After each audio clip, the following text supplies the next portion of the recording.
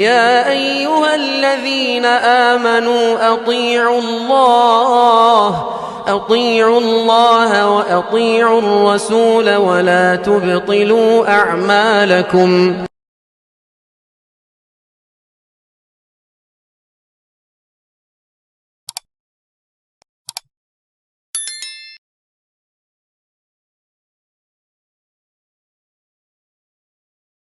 إن الحمد لله نحمده ونستعينه ونستغفره ونعوذ بالله من شرور أنفسنا ومن سيئات أعمالنا من يهده الله فلا مضل له ومن يضلل فلا هادي له وأشهد أن لا إله إلا الله وأشهد أن محمدًا عبده ورسوله يا أيها الذين آمنوا اتقوا الله حق تقاته ولا تموتن إلا وأنتم مسلمون يا أيها الناس اتقوا ربكم الذي خلقكم من نفس واحدة وخلق منها زوجها وبث منهما رجالا كثيرا ونساء واتقوا الله الذي تساءلون به والأرحام إن الله كان عليكم رقيبا يا أيها الذين آمنوا اتقوا الله وقولوا قولا سديدا يصلح لكم أعمالكم ويغفر لكم ذنوبكم ومن يطع الله ورسوله فقد فاز فوزا عظيما أما بعد فإن خير الحديث كتاب الله وخير الهدي هدي محمد صلى الله عليه وسلم وشر الأمور محدثاتها وكل محدثة بدعة وكل بدعة ضلالة وكل ضلالة في النار أعوذ بالله من الشيطان الرجيم بسم الله الرحمن الرحيم يا أيها الذين آمنوا استجيبوا لله وللرسول إذا دعاكم لما يحييكم واعلموا أن الله يحول بين المرء وقلبه وأنه إليه تحشرون. حاضرین اجتماع اور میرے عزیز اسلامی بھائی، اللہ تبارک و تعالیٰ نے ہمیں اور آپ کو اس دنیا میں پیدا کیا ہے، اور پیدا کرنے کا مقصد اللہ تبارک و تعالیٰ کی عبادت ہے.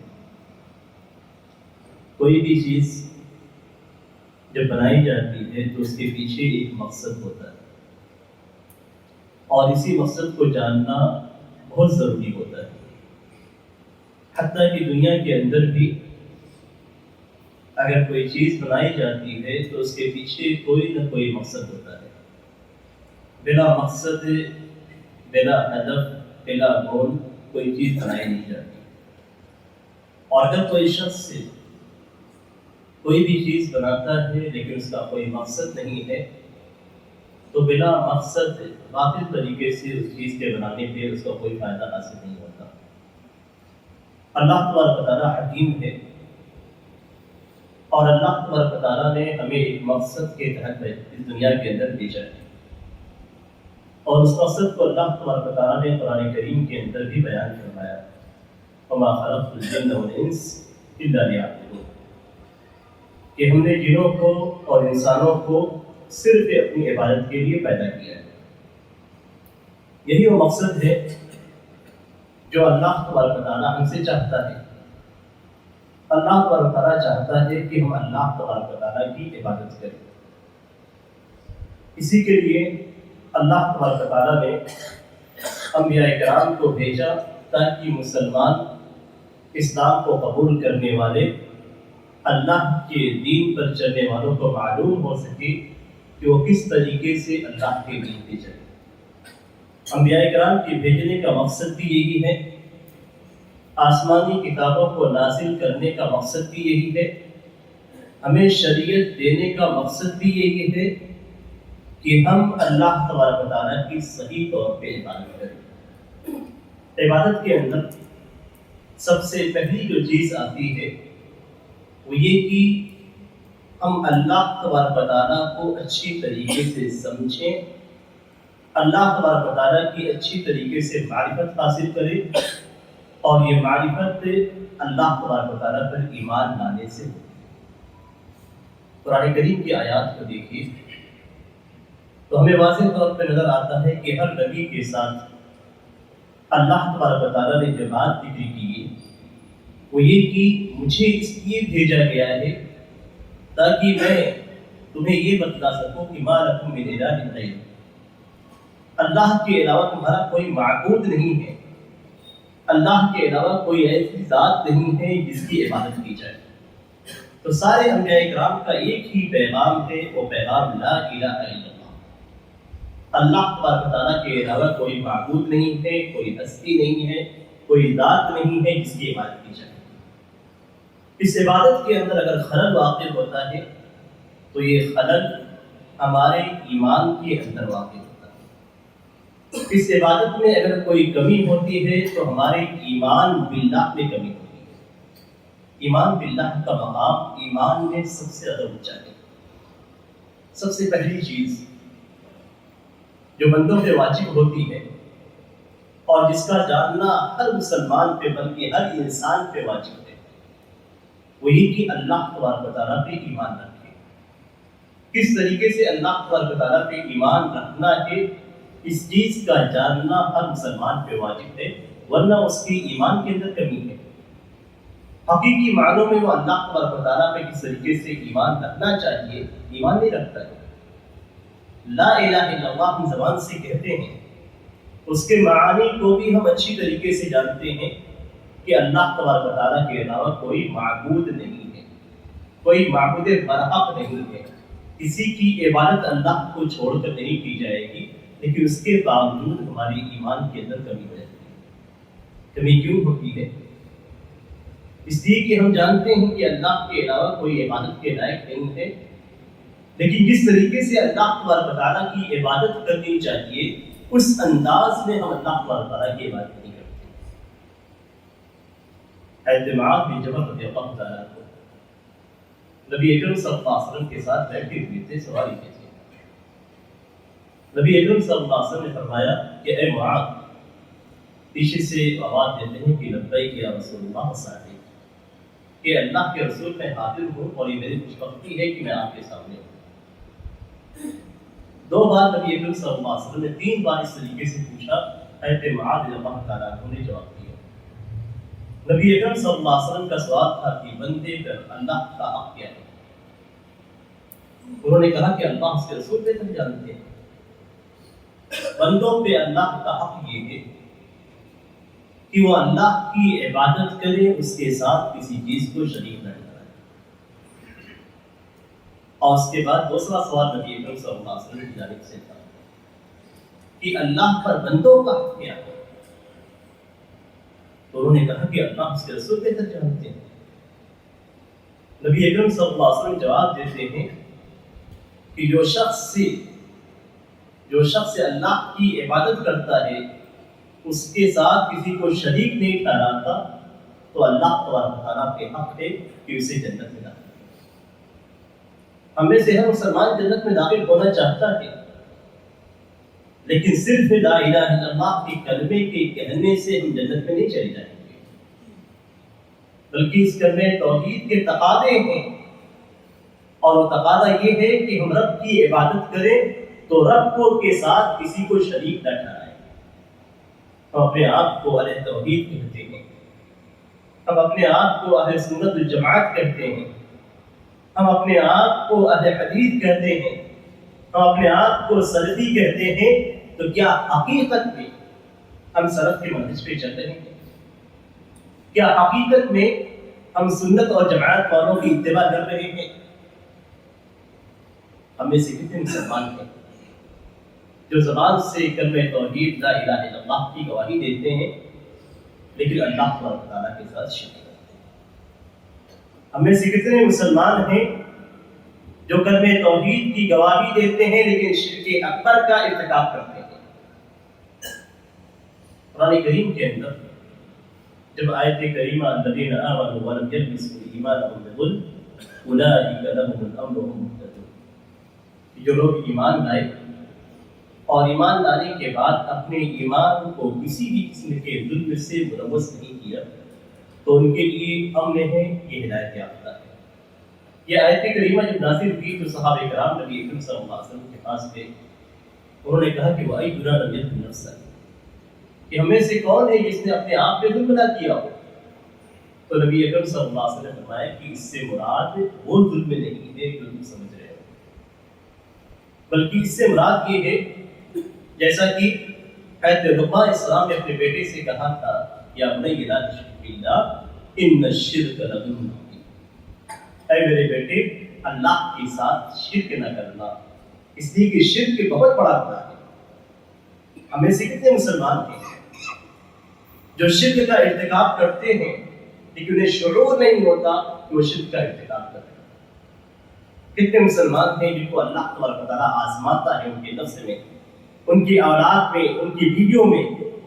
کتنے لوگ ہیں جنہیں شیاطین اور جن کے ذریعے سے نقصان پہنچتا ہے اور وہ اس صورت میں غیر اللہ کے پاس جا کر مدد حاصل کرتے ہیں، جاتے ہیں باباؤں کے پاس، عاملوں کے پاس، ایسے راقی کے پاس جو اللہ کی کتاب اور نبی اکرم صلی اللہ علیہ وسلم کی احادیث کے مطابق رقیہ نہیں کرتا ہے، جبکہ نبی اکرم صلی اللہ علیہ وسلم نے ایسے لوگوں کے پاس جانے سے منع کیا تھا۔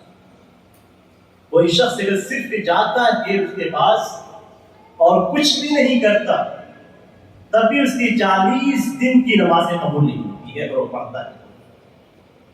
اگر جا کے تصدیق کرتا ہے تو نبی اکرم صلی اللہ علیہ وسلم کا فرمان ہے کہ وہ شخص سے جو محمد صلی اللہ علیہ وسلم پہ وحی نازل ہوئی ہے اس کا انکار کرتا ہے۔ ہمیں سے کتنے مسلمان ہیں جن کو ان کی اولاد پہ آزمایا جاتا ہے، ان کے نفس میں آزمایا جاتا ہے، ان کے گھر والوں میں آزمایا جاتا ہے، اور مختلف راقیوں اور مختلف عاملوں، مختلف باباؤں کے پیچھے لگے رہتے ہیں اور ان کے پاس جاتے ہیں، اور جانے کے بعد ان کے جو غیر شرعی رویے ہیں اس کے ذریعے سے علاج کرنے کی کوشش کرتے ہیں، جادو اور ٹونا کے ذریعے سے۔ کتنے مسلمان ہیں جو حسد کی وجہ سے اپنے ہی مسلمان بھائیوں پہ جادو اور ٹونا کراتے ہیں، جو کہ کفر ہے، اللہ تعالیٰ کے ساتھ کفر ہے، آپ کے اعمال کو برباد کرنے والی چیز۔ نبی اکرم صلی اللہ علیہ وسلم کا فرمان ہے اجتنبوا السبع الموبقات، 7 ہلاک کرنے والی چیزوں سے بچو۔ 7 ہلاک کرنے والی چیزیں کیا ہیں؟ سب سے پہلے اللہ تعالیٰ کے ساتھ شرک، والدین کی نافرمانی کرنا، اور نبی اکرم صلی اللہ علیہ وسلم نے اس 7 برباد کرنے والے چیزوں میں سے جادو کو شمار کیا۔ کتنے مسلمان ہیں آج میں کوئی پریشانی پیش آتی ہے تو ہم چپکے سے چلے جاتے ہیں اپنے آپ کو لوگوں سے بچاتے ہوئے۔ ہم یہ سمجھتے ہیں کہ ہم جاتے ہیں تو چپکے سے جائیں گے تو لوگوں کو معلوم نہیں پڑے گا۔ آپ ایمان اللہ تبارک و تعالیٰ پہ رکھتے ہیں، اللہ پہ ایمان رکھتے ہیں، لا الہ الا اللہ آپ کہتے ہیں، اور آپ یہ عقیدہ اور ایمان رکھتے ہیں کہ اللہ تبارک تعالیٰ کے ساتھ کسی کی بات نہیں کی جائے گی، اور آپ جانتے ہیں اور آپ یہ نہیں سوچتے کہ اللہ تبارک تعالیٰ آپ کو دیکھتا ہے۔ ہمارا ایمان پختہ ہونا چاہیے، اتنا پختہ ہمارا ایمان ہونا چاہیے کہ ہمارے اوپر کوئی بھی مصیبت ٹوٹ پڑے، کتنی ہی پریشانیاں ہمیں کیوں نہ آ جائیں، ہمارا ایمان اللہ تبارک و تعالیٰ کے اوپر متزلزل نہیں ہونا چاہیے، ذرہ برابر ہمارے ایمان پہ فرق نہیں پڑنا چاہیے۔ ہمیں کاٹ دیا جائے، ہمیں ختم کر دیا جائے، ہمارے سامنے ہماری اولاد کو ختم کر دیا جائے، لیکن اللہ تبارک و تعالیٰ پہ جو ایمان ہے اس ایمان میں فرق نہیں آنا چاہیے۔ ہمارا ایمان اتنا مضبوط ہونا چاہیے تب ہم حقیقی معنوں میں مسلمان ہیں اور ہمارے اندر ایمان ملتا ہے۔ اللہ تعالیٰ آزماتا ہے، کس کو نہیں آزماتا اللہ تعالیٰ؟ اپنے جو بڑے بندے ہوتے ہیں، جتنے بڑے ہو اللہ تبارک و تعالیٰ ان کے اوپر اتنی بڑی مصیبت نازل کرتا ہے اور ان کو آزماتا ہے۔ نبی اکرم صلی اللہ علیہ وسلم کا فرمان ہے اشد الناس ابتلاء الانبیاء ثم الامثل فالامثل، سب سے زیادہ جن کو آزمایا جاتا ہے وہ انبیاء کرام ہیں، سب سے زیادہ آزمائش انبیاء کرام پہ آتی ہے، پھر جس کا ایمان انبیاء کرام کے بعد جتنا اچھا ہوگا اتنی زیادہ آزمائش اس کے اوپر ہے۔ آزمائش آئے گی لیکن اللہ تبارک و تعالیٰ مسلسل آزمائش پہ چھوڑ نہیں دیتا ہے۔ جب آپ کے ایمان کو اللہ تبارک و تعالیٰ اچھی طریقے سے دیکھ لیتا ہے، پرکھ لیتا ہے، سامنے آ جاتی ہے ساری چیزیں، تو اس کے بعد اللہ تبارک و تعالیٰ اس آزمائش کو نکال کے آپ کو انعام سے نوازتا ہے۔ صبر کرنے کی ضرورت ہے، صبر کرنے کی ضرورت ہے۔ ایک عورت نبی اکرم صلی اللہ علیہ وسلم کے پاس آتی ہے، ایمان کو دیکھیے، ایک عورت نبی اکرم صلی اللہ علیہ وسلم کے پاس آتی ہے اور کہتی ہے اللہ کے رسول مجھے سر ہوتا ہے۔ محدثین نے وہاں دو معنی بیان کیا ہے، ایک مرگی کی بیماری جس کی وجہ سے جھاگ وغیرہ منہ سے نکلنے لگتی ہے اور آدمی زمین پہ گر جاتا ہے۔ دوسرا جو معنی وہاں پہ بیان کیا گیا ہے وہ یہ کہ شیطان میرے اوپر سوار ہو جاتا ہے اور میں گر جاتی ہوں، مجھے دورہ ہونے لگتا ہے اور اس دوران میری شرمگاہ ہو جاتی ہے۔ آپ اللہ تعالیٰ سے دعا کیجیے کہ اللہ تعالیٰ کی بیماری مجھ سے ختم کر دے، چاہے وہ مرگی کی بیماری ہو یا اسی طریقے سے محدثین کے قول کے مطابق شیطان کرنے کی بیماری ہو۔ نبی اکرم صلی اللہ علیہ وسلم نے فرمایا کہ اگر تم چاہو تو میں دعا کر دیتا ہوں اور یہ بیماری ختم ہو جائے، اور اگر تم چاہو تو صبر کرو تمہارے لیے جنت ہے۔ دو باتوں کا اختیار ہے، چاہو تو میں دعا کر دیتا ہوں اور یہ بیماری یہ ساری چیزیں ختم ہو جائیں گی، اور اگر چاہو تو تم صبر کرو اور تمہارے لیے جنت ہے۔ وہ عورت کیا کہتی ہے کہ اللہ کے رسول میں صبر کروں، اللہ کے رسول میں صبر کروں گی، لیکن میری شرمگاہ کھل جاتی ہے، بدن کے حصے کھل جاتے ہیں، یہ مجھے برداشت نہیں ہوتا، تو آپ اللہ سے دعا کیجیے کہ اس حالت میں اگر میں رہوں تو رہوں، لیکن میری شرمگاہ میرے ستر کے حصے نہ ہوں۔ اللہ کے رسول صلی اللہ علیہ وسلم کو ایمان دیکھیے، نبی اکرم صلی اللہ علیہ وسلم کے پاس وہ عورت آتی ہے، آنے کے بعد آپ کے سامنے اپنی پریشانی کو بیان کرتی ہے، نبی اکرم صلی اللہ علیہ وسلم کیا کہتے ہیں کہ دعا کر دو تو ختم ہو جائے گا، اور اگر صبر کرو تو جنت ہے۔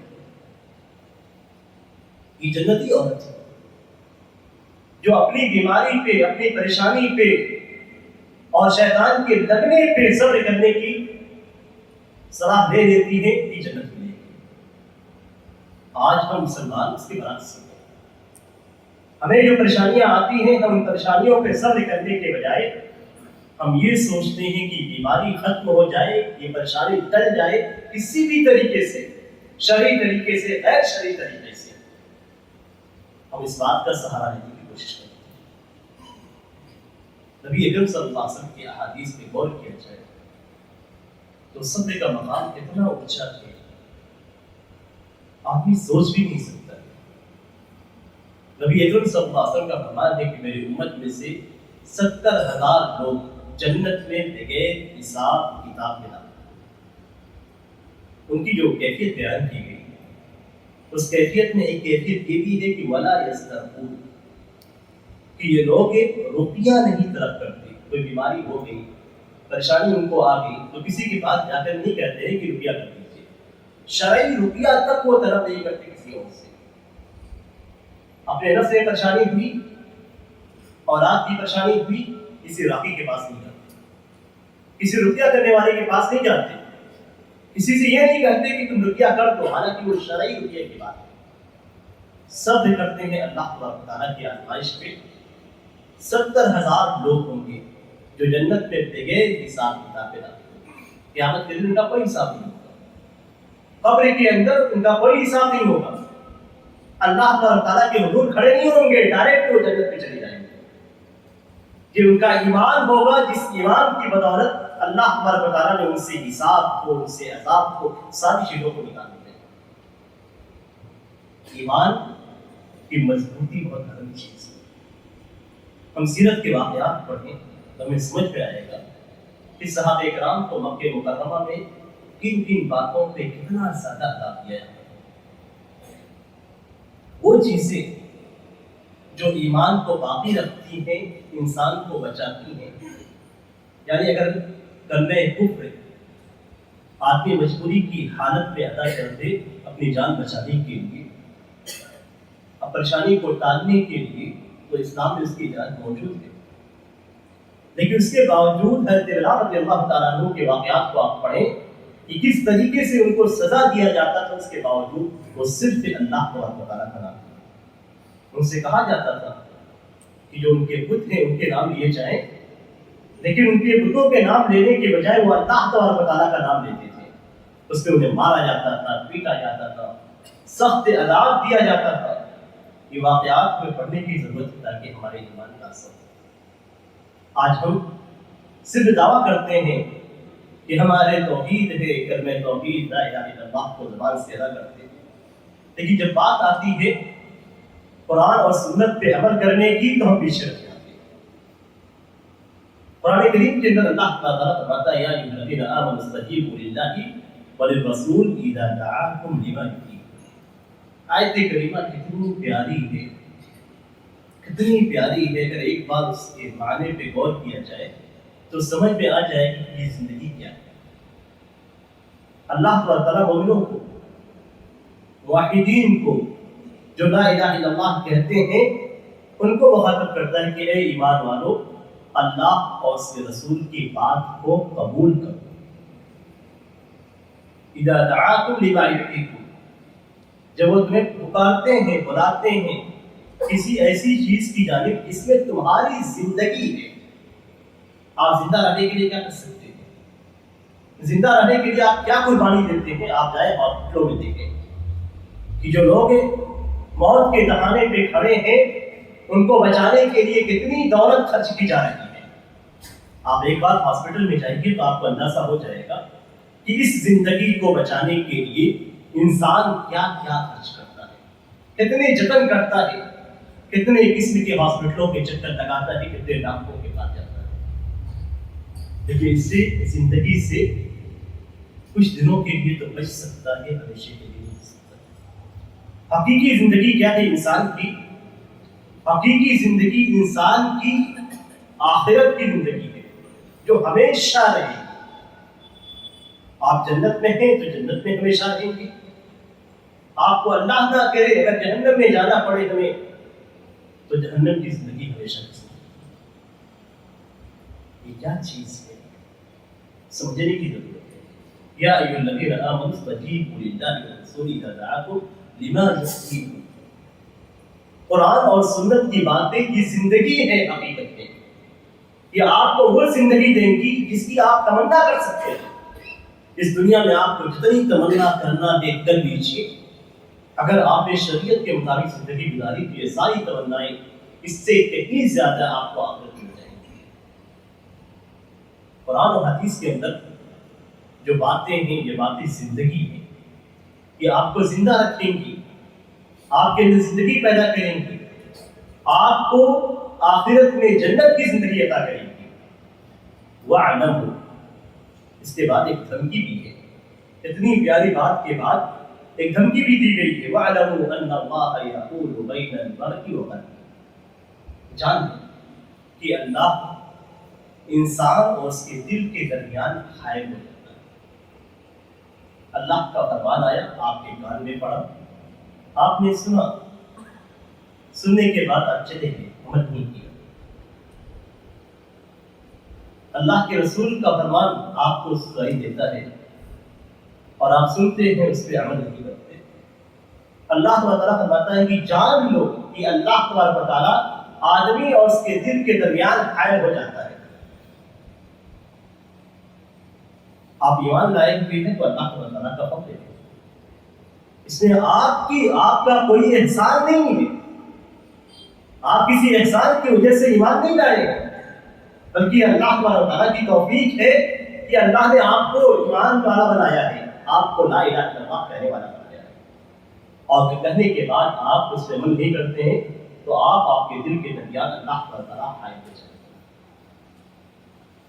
پھر اللہ تعالیٰ فرماتا ہے وَأَنَّهُ إِلَيْهِ تُحْشَرُونَ, تم لوٹ کے بھی اللہ کے پاس کرو. جو کچھ دنیا کے اندر تم نے کیا اس کا پورا حساب اللہ تعالیٰ کے دے رہا ہے. کتنا ایمان آپ کے اندر ہے, کتنا آپ نے اللہ اور اس کے رسول کے فرمان کے مطابق عمل کیا ہے, یہ سب کچھ اللہ تعالیٰ کے سامنے آپ کو حساب دے رہا ہے. ہمارے سامنے جب نبی اکرم صلی اللہ علیہ وسلم کی بات آتی ہے, جب سنت کی بات کہی جاتی ہے, تو بہت سارے لوگ ایسے ہیں جو سنت کے تعلق سے لاپرواہی برتتے ہیں.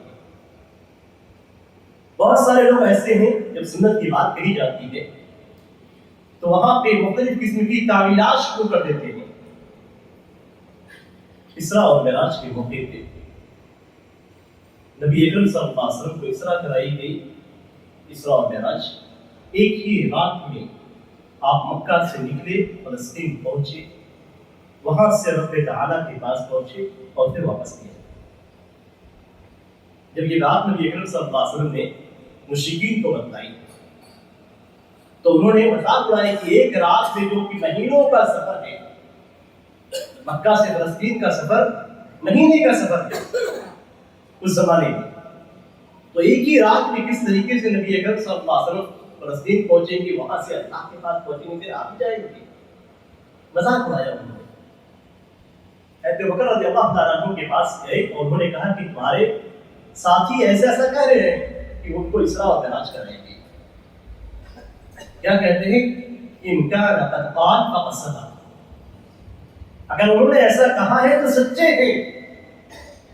آج ہمارے سامنے جو حدیث پیش کی جاتی ہے بہت سارے لوگ ہیں جو کہتے ہیں کہ عقل میں داخل نہیں ہوتی. مشرکین بھی وہاں پہ اپنی عقل کو استعمال کر رہے تھے کہ کیسے ممکن ہے کہ ایک ہی رات میں یہاں سے اللہ کے پاس پہنچ جائے اور واپس بھی آ جائے. آج ہم مسلمان بھی وہی کہتے ہیں. کوئی بھی حدیث ایسی آتی ہے جو آخرت اور قیامت سے متعلق ہوتی ہے, کوئی بھی حدیث ایسی پیش کی جاتی ہے جو ہمارے عقل کے مطابق نہیں ہوتی, ہم سوچ نہیں سکتے ہیں وہاں تک, تو ہم کہتے ہیں کہ حدیث صحیح نہیں ہے, حدیث غلط ہے. اسراء اور معراج کے تعلق سے مشرکین کا بالکل یہی عمل تھا جو آج بہت سارے مسلمان بتائے ہیں. صحابہ کرام کا عمل دیکھیے تو تعجب ہوگا. صحابہ کرام نبی اکرم صلی اللہ علیہ وسلم کی ایک ایک بات کو قبول کرتے تھے. حضرت عوف بن مالک رضی اللہ تعالیٰ عنہ کہتے ہیں کہ ہم 7 یا 8 یا 9 لوگ تھے. نبی اکرم صلی اللہ علیہ وسلم کے پاس گئے تو نبی اکرم صلی اللہ علیہ وسلم نے فرمایا کہ ہم سے بیعت کرو. الا تبایعون, کیا تم اس سے بیعت نہیں کرو گے؟ حضرت عوف بن مالک کہتے ہیں کہ ہم نے ابھی بیعت کی تھی, پھر نبی اکرم صلی اللہ علیہ وسلم نے پوچھا تو ہم نے کہا کہ اللہ کے رسول ہم آپ سے بیعت کر چکے ہو. پھر نبی اکرم صلی اللہ علیہ وسلم نے فرمایا کہ کیا تم لوگ مجھ سے بیعت نہیں کرو گے؟ تو ہم نے کہا اللہ کے رسول ہم نے آپ سے بیعت کر لی ہے. ہاتھ پھیلایا اور پھر کہا کہ کس سے بیعت کرنی ہے؟ تو نبی اکرم صلی اللہ علیہ وسلم نے کہا کہ اللہ کی عبادت کرنا, اللہ تعالیٰ کے ساتھ کسی کو شریک نہ ٹھہرانا, اور 5 وقت کی نمازی, اور تم لوگ اطاعت کرنا ہے. اور ہلکا سا ایک جملہ کہا, دھیرے سے ایک جملہ کہا کہ تم لوگوں سے کچھ نہیں مانگنا. اس سے بیعت کی گئی کہ لوگوں سے کوئی سوال نہیں کرنا, کچھ مانگنا نہیں, کچھ کرنا نہیں. حضرت عوف بن مالک رضی اللہ تعالیٰ عنہ کہتے ہیں کہ میں نے 9 یا 8 یا 7 لوگوں کو دیکھا کہ اگر وہ چلتے ہوئے ان کا کوڑا بھی نیچے گر جاتا, ان کا ڈنڈا بھی نیچے گر جاتا, تو کسی سے کہتے نہیں کہ مجھے اٹھا کر دے. یہاں تک نبی اکرم صلی اللہ علیہ وسلم کی بات پہ عمل کرتے تھے کہ کوئی کسی شخص سے کوئی بھی چیز سوال, کوئی بھی چیز مانگتے نہیں تھے. یہی دیگر صحابہ کرام کا بھی عمل تھا کہ نبی کی بات جب آ جاتی تھی تو اس کے بعد اس پہ وہ عمل کرتے تھے, منع کرتے تھے, تو پھر کبھی دوبارہ سوال نہیں کرتے. حضرت عمرو بن ابی سلمہ رضی اللہ تعالیٰ عنہ کہتے ہیں میں چھوٹا بچہ تھا, نبی اکرم صلی اللہ علیہ وسلم کے زیر دست تھا, آپ صلی اللہ علیہ وسلم میری کفالت کرتے تھے. کھانے کے پلیٹ میں میرا ہاتھ ادھر ادھر جاتا تھا۔ نبی اکرم صلی اللہ علیہ وسلم نے فرمایا کہ یا غلام سم اللہ وکل بیمینک وکل بمالک، مشہور حدیث کہ اے بچے اللہ کا نام لو اور اس کے بعد اپنے دائیں ہاتھ سے کھاؤ اور اپنے قریب سے کھاؤ۔ کھانے کا یہ طریقہ نبی اکرم صلی اللہ علیہ وسلم نے بتایا۔ وہ کہتے ہیں فما زالت طعمتی معی، اس کے بعد میرے کھانے کا طریقہ پوری زندگی ایسے ہی رہا، کبھی بھی انہوں نے اس طریقے کو بدلا نہیں۔ نبی اکرم صلی اللہ علیہ وسلم کا فرمان تھا، اس لیے کبھی انہوں نے نہیں بدلا۔ حضرت عبداللہ بن مسعود رضی اللہ تعالیٰ عنہ کا بیان ہے کہ میں اپنے ایک غلام کو پیٹ رہا تھا، مار رہا تھا، تو پیچھے سے ایک آواز آئی کہ اعلم یا ابا مسعود، اے ابو مسعود جان لو۔ انہوں نے کہا غصے کی وجہ سے مجھے نہیں پتا چلا کہ کس کی آواز ہے۔ پھر پیچھے سے آواز آئی، نبی اکرم صلی اللہ علیہ وسلم قریب ہو چکے تھے، تو نبی اکرم صلی اللہ علیہ وسلم کو دیکھ کے میں رک گیا۔ تو انہوں نے کہا کہ جان لو، نبی اکرم صلی اللہ علیہ وسلم سے فرمایا کہ جان لو اے ابو مسعود، اللہ تبارک و تعالیٰ کے پاس تم سے زیادہ قدرت موجود ہے کہ تم اس غلام کو پیٹو۔ کہتے ہیں اس کے بعد سے میں نے کسی غلام کو کبھی نہیں مارا۔ نبی اکرم صلی اللہ علیہ وسلم کا فرمان تھا جبکہ غلام کو مارا جا سکتا ہے، اجازت ہے، لیکن نبی اکرم صلی اللہ علیہ وسلم نے جب فرما دیا، ٹوک دیا، تو اس کے بعد کہتے ہیں کہ میں نے اس کے بعد کبھی کوئی زندگی میں کسی غلام کو نہیں مارا۔ حضرت جابر بن سلیم کہتے ہیں کہ میں نے ایک آدمی کو دیکھا کہ لوگ اس کی باتوں کو لے رہے ہیں، جو بات کہتا ہے، جو رائے پیش کرتا ہے، لوگ اس کو قبول کر رہے ہیں، اور جو بھی بات اس کی زبان سے نکلتی ہے لوگ اس پہ عمل کرتے ہیں۔ تو میں نے پوچھا کہ یہ کون ہے؟ تو انہوں نے کہا کہ یہ اللہ کے رسول، انہوں نے بتایا کہ اللہ کے رسول صلی اللہ علیہ وسلم۔ آنے کے بعد وہ کہتے ہیں کہ میں نے رسول اللہ صلی اللہ علیہ وسلم پہ سلام کیا، تو سلام کا جو طریقہ تھا وہ میں نے اس طریقے سے کہا کہ علیک السلام، علیک السلام، السلام علیکم۔ تو نبی اکرم صلی اللہ علیہ وسلم نے فرمایا کہ علیک السلام یہ مردوں کا سلام ہے، تم السلام علیکہ کہو۔ اس کے بعد انہوں نے کہا، پوچھا کہ آپ کون ہیں؟ تو اللہ کے رسول صلی اللہ علیہ وسلم نے فرمایا کہ میں اس اللہ کا رسول ہوں کہ جسے مصیبت میں اگر تم پکارو گے تو تمہاری مصیبت کو دور کر دے گا، اور اگر تمہیں قحط ہو جائے تو اللہ تبارک و تعالیٰ تمہیں دانا اگا کر عطا کرے گا، اور اگر تم کسی جنگل میدان اور صحرا میں ہو اور تمہاری سواری گم ہو جائے تو تم اللہ کو پکارو تو سواری لوٹا دے گا۔ وہ کہتے ہیں کہ میں نے اللہ کے رسول صلی اللہ علیہ وسلم سے کہا کہ آپ مجھے وصیت دیجیے، کچھ نصیحت کر دیجیے۔ تو انہوں نے کہا کہ تم کسی کو گالی نہیں دینا، کسی کو برا نہ دینا۔ کہتے ہیں کہ میں اس کے بعد میں نے کسی آزاد، کسی غلام، کسی بکری کو، کسی اونٹ کو کبھی میں نے برا نہ کیا، یعنی صرف نبی اکرم صلی اللہ علیہ وسلم کی ایک وصیت پہ پوری زندگی عمل کرتے تھے، کسی کو انہوں نے برا نہ نہیں کیا۔ اس سے بڑی مثال آپ کو چاہیے۔ تو حضرت جابر رضی اللہ تعالیٰ عنہ کہتے ہیں کہ نبی اکرم صلی اللہ علیہ وسلم جمعہ کے دن منبر پہ کھڑے تھے، لوگوں سے کہا کہ بیٹھ جائیں۔ حضرت عبداللہ بن مسعود رضی اللہ تعالیٰ عنہ دروازے کے پاس تھے، بالکل دروازے کے پاس۔ جب نبی اکرم صلی اللہ علیہ وسلم کا فرمان انہوں نے سنا تو وہیں بیٹھ گئے، یہ نہیں کہ وہاں سے داخل ہو کر جا آ کے اندر بیٹھ گئے، نہیں، نبی کا فرمان کان میں پڑا تو اسی جگہ پہ بیٹھ گئے۔ آپ سوچیں صحابہ کرام کس طریقے سے نبی اکرم صلی اللہ علیہ وسلم کی باتوں پہ عمل کرتے ہیں۔ حالانکہ بیٹھنے کے لیے اندر آ کے بیٹھ سکتے تھے، لیکن ان کے کان میں جب آواز پڑی کہ نبی اکرم صلی اللہ علیہ وسلم کہہ رہے ہیں کہ بیٹھ جاؤ، دروازے سے داخل ہو رہے تھے، دروازے کے پاس ہی بیٹھ گئے۔ آپ سوچیں اس سے بڑی انسان کیا ہو سکتا ہے کہ بیٹھنے کی جگہ اندر موجود ہے، آ کر اندر بیٹھ سکتے تھے، لیکن نبی کا فرمان جہاں پہ ملا وہیں پہ انہوں نے، اور اس سے بڑی مثال آپ کو چاہیے۔ تو جنگ خیبر کے موقع پہ نبی اکرم صلی اللہ علیہ وسلم نے فرمایا کہ میں کل میں جھنڈا اس شخص کو دوں گا جس سے اللہ اور اس کے رسول محبت کرتے ہیں اور وہ اللہ اور اس کے رسول سے محبت کرتے ہیں۔ عمر رضی اللہ تعالیٰ عنہ کہتے ہیں کہ اس دن مجھے تمنا ہوئی، صرف اس دن مجھے یہ تمنا ہوئی کہ آج مجھے لیڈری دی جاتی ہے، آج مجھے لیڈر بنایا جاتا، آج کسی قوم کا قائد، کسی جنگ کا سردار بنایا جاتا۔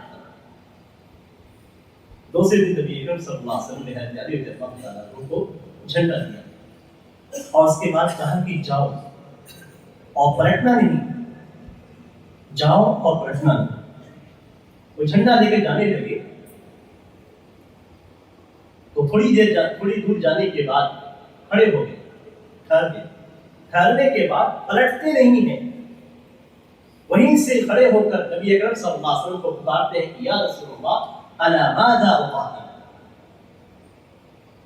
پلٹتے نہیں ہیں کہ پلٹ کے آگے پوچھے کہ کس چیز پہ میں قتال کروں، نہیں، وہیں پہ کھڑے ہیں، چہرہ اسی دو کی طرف ہے اور اسی حالت میں پوچھتے ہیں کہ کس چیز پہ ہم قتال کریں گے۔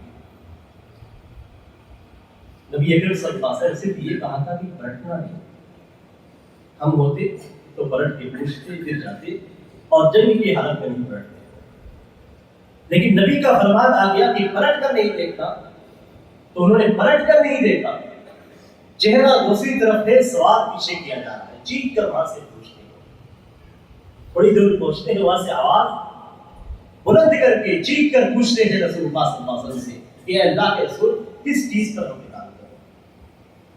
یہ جو مثالیں دی گئی ہیں یہ مثالیں کسی واجبات کی نہیں، کسی فریضے سے متعلق نہیں ہے، یہ واجبات ان چیزوں سے متعلق ہے جو جائز ہے۔ لیکن نبی اکرم صلی اللہ علیہ وسلم کی بات پہ کیسے صحابہ کرام عمل کرتے تھے آپ دیکھیں، واجبات کے تعلق سے اگر نبی اکرم صلی اللہ علیہ وسلم کو یہ حکم دیتے تھے تو پلٹ کر پوچھتے نہیں تھے۔ نبی اکرم صلی اللہ علیہ وسلم کا کوئی بھی شرعی حکم مل جاتا تھا تو اس کے بعد سمعنا وأطعنا کے علاوہ کوئی دوسرا قول نہیں ہوتا کہ ہم نے سنا اور ہم نے اطاعت کی۔ ہمیشہ صحابہ کرام کے ہاں اطاعت کا ہی پہلو ہوتا تھا، اگر کوئی بھی شخص اطاعت سے منہ موڑتا تھا تو اسے منافق کے نام سے جانا جاتا تھا۔ آج ہمارے مسلمانوں کے اندر نبی کی کتنی احادیث ہمارے کانوں میں پڑتی ہیں، شریعت کے کتنے احکام میں معلوم ہوتے ہیں، سنتیں تو چھوڑ دیجیے، سنتوں کے تعلق سے تو ہمارا رویہ ایسا بن چکا ہے کہ سنت کی جو ہے ہم فرائض تک میں کوتاہی کرتے ہیں، صحابہ کرام حلال چیزوں میں نبی اکرم صلی اللہ علیہ وسلم کی بات سے آگے نہیں بڑھتے تھے، جائز نہیں۔ سوچنے کا مقام ہے کہ ہم کہاں ہیں اور صحابہ کرام کا منہج کیا، نبی اکرم صلی اللہ علیہ وسلم کی ابتدا میں صحابہ کرام کیا طریقہ اپناتے تھے اور ہم کس طریقے پہ کھڑے ہیں۔ ہمارا جو معاملہ ہے اس معاملے میں عذاب یا فتنے کا ڈر ہے۔ قرآن کریم میں اللہ تعالیٰ نے نبی اکرم صلی اللہ علیہ وسلم کے حکم کے متعلق صاف بات کی ہے، فَلْيَحْذَرِ الَّذِينَ يُخَالِفُونَ عَنْ أَمْرِهِ أَن تُصِيبَهُمْ فِتْنَةٌ أَوْ يُصِيبَهُمْ عَذَابٌ۔ نبی اکرم صلی اللہ علیہ وسلم کے حکم کی جو لوگ مخالفت کرتے ہیں ان کو ڈرنا چاہیے، وہ ڈریں کس بات سے کہ انہیں فتنہ لاحق ہو جائے، اللہ تبارک و تعالیٰ انہیں فتنوں میں ڈال دے گا، اور اگر دنیا کے اندر فتنوں سے محفوظ ہو گئے، قبر کے اندر فتنہ ہو سکتا ہے، اس لیے کہ قبر کے اندر آپ سے سوال کیا جائے گا کہ یہ آدمی جو تمہیں بھیجا گیا تھا یہ کون ہے؟ آپ کیا کہیں گے کہ محمد صلی اللہ علیہ وسلم اللہ کے رسول ہیں۔ اللہ کے رسول کہنے کا مقصد کیا ہوگا کہ آپ نے ان کی بات کو مانی۔ جیسے آپ سے پوچھا جائے گا کہ من رب کا، تمہارا رب کون ہے، تو آپ کہیں گے ربی اللہ، اللہ کی نافرمانی کر کے ہم اپنے آپ اپنے خود کو نہیں کہہ سکتے کہ ربی اللہ، ایسے رسول کی فرمانی کر کے ہم یہ نہیں کہہ سکتے کہ محمد صلی اللہ علیہ وسلم۔ وہاں قبر کے اندر آزمایا جائے گا، فتنے میں مبتلا کر دیا جائے گا، اور اگر ان دونوں جگہوں سے ہم بچ گئے اور رسول کی نافرمانی رہی تو عذاب علیم آخرت کے اندر۔ رسول کی نافرمانی میں صرف بڑی چیز ہے، یا تو ہمیں فتنے میں مبتلا کیا جائے گا یا پھر عذاب علیم سے ہمیں دوچار کیا جائے گا۔ اس لیے سارے مسلمانوں کو اس بات سے ڈرنا چاہیے کہ نبی کا فرمان اگر سامنے آ جاتا ہے، سنت اگر سامنے آ جاتی ہے تو پھر بلا چھوٹ چلا اسے قبول کرے، اور جتنی طاقت ہو، جتنی قوت ہو، جتنا بس میں ہو، اتنا اس پہ عمل کرنے کی کوشش کرے۔ ما آتاکم رسول وما آتاکم الرسول فخذوہ، کہ رسول جو تمہیں دیتے ہیں اسے لے لو، وما نہاکم عنہ فانتہوا، جس سے منع کرتے ہیں اس سے باز رہو۔ یہی صحابہ کرام کا منہج تھا، اور اسی پہ تمام مسلمانوں کو قیامت تک چلنا چاہیے۔